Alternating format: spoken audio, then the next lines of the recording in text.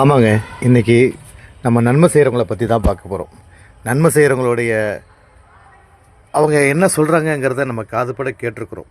நன்மை செய்கிறவங்க பல பேர் இறைவன் சோதனைக்கு உள்ளாக்கப்படும் போது அவங்க வருகின்ற வார்த்தைகள் என்ன தெரியுங்களா வருது? அப்பா நம்ம நல்லது தான் செய்கிறோம், ஆனால் நம்ம கஷ்டப்பட்டுட்ருக்கோம். ஆனால் திருடுறான், கொள்ளையடிக்கிறான், கொலை பண்ணுறான், எண்ணற்ற தவறுக்கு மேலே தவறு செஞ்சுட்டு இருக்கிறவங்களாம் நல்லா தானே இருக்கிறான். நம்ம நன்மை செய்கிற நம்ம தானே சிரமப்பட்டுட்ருக்கோம், கஷ்டப்பட்டுட்ருக்குறோம். நம்மளை ஏன் இறைவன் சோதிக்கிறான்னு சொல்கிறான். நீங்கள் ஒரு ஒன்று முடிவு பண்ணிக்கிங்க, நல்லவங்க இறைவனுடைய பார்வையில் இருக்கீங்க.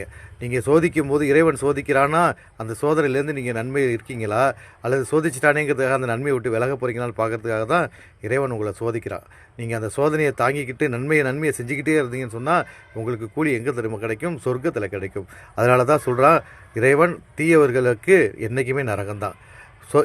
கண்டிப்பாக நரகம்தான். ஆனால் நல்லவர்களுக்கு கண்டிப்பாக சொர்க்கம் தான். ஏன்னா நம்ம இறைவனோட பார்வையில் இருக்கிறோம். அதனால தான் நீங்கள் தீயவர்களை அளவுகோலாக வச்சு நீங்கள் எதுவுமே கணக்கு போடாதீங்க.